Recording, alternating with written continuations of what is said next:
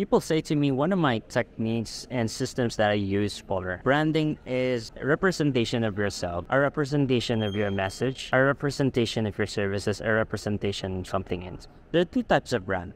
One is personal brand and the other is agency or business brand. Pick first what brand do you want to prioritize and then start with that. Personal brand is like showing your face, showing your attractive character so that you can get more clients and you can attract them. And when it comes to like the importance of branding for yourself for entrepreneurs, like it's important for them because it's the greatest way to attract clients and it really saves you a lot of time. And it builds your credibility and reputation so that people could buy your services, whatever you offer. If you have an attractive character and if you have great credibility when it comes to your personal branding or your social media, people are going to come to you without even asking them. People are going to buy for you or buy to you without even asking. And that creates you a monthly revenue. I'm not saying like one-time revenue, a monthly revenue, a repeating customer. So when it comes to like understanding my audience, my target audience, like what is target audience in the very first place? So we have this brand, but you don't know your customers, then you're going to fail. So target audience or target market, the customer that you're targeting, you have to identify the demographics, psychographics, and behaviorals info of this dream client that you want. Because if you don't know the face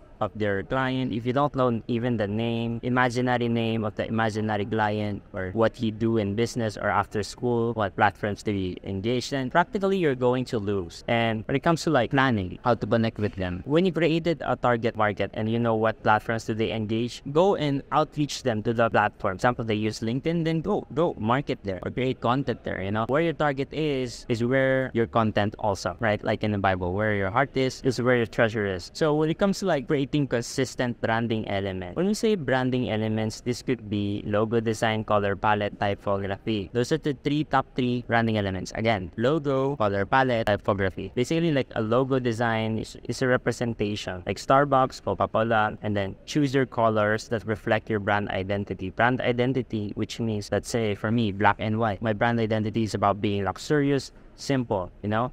Colors can give meanings. Colors can give identity to your brand. Let's say another one is color palette. What is the color palette of Coca-Cola? White and red, right? And also black. What is the color palette of Pepsi? It's blue, it's red, it's white. And then know your color palette so that you can have consistent branding. You have consistent color of your fonts. You have consistent color of your thumbnails in the video. You have consistent color in your business that you're trying to build. And typography is just about fun. If you want to like your business to be like elegant, is that your identity, to be beautiful, then create beautiful flowery fonts. But if you want to be professional, to be luxurious, then put fonts that actually resonates with it. If you want your brand to be cute, then have font that is cute. When it comes to like establishing a strong online presence, what is online presence, right? Online presence is when people go to social media and they saw your social, your Facebook, your Instagram, you have social presence depending on the number of views, the number of engagement, etc. Or if social media is recommending your content to people, then that's a huge social presence. And how do you build that? That could be the use of algorithm.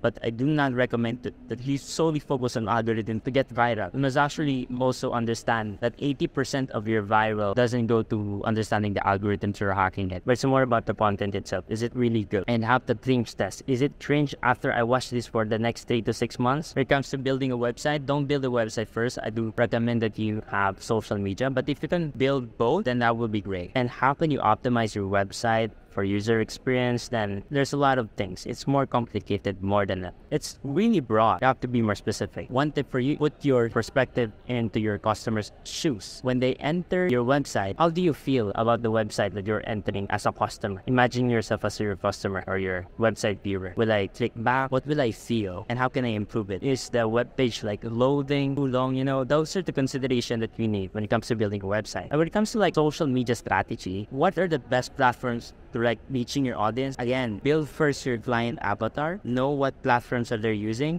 and then target them on those platforms that they are using. And when it comes to like content creation, what type of content resonates with your audience, it really depends on your client avatar. Is to like understand first your target market, and then you'll know the type of content that you are going to make. When it comes to like building brand with trust and credibility with your target audience, you have authenticity, transparency, and customer service. Authenticity is like being yourself. If the target market, let's say I'm personal branding and you're my target market, if you see that I am something that you are exactly like me, I'm more likely to build a relationship with you. We have the same interests, we have the same passion, we have the same thought, and that builds a relationship between us because we have common history. That's authenticity, because I'm being myself. No one wants to date a robot. No one wants to date someone else who is not in themselves, you know? No one wants to buy a fake product and then they pay something, they invest their time, and then they're knowing that it's just fake. Authenticity and virality, you have to like balance the two things. If you focus more on being viral, then you're actually like, in order to be viral, they don't want to be themselves. I don't actually recommend that.